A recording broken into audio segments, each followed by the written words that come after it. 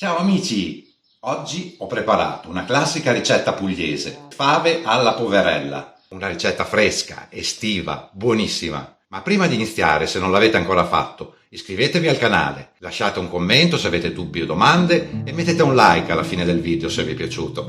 Grazie mille!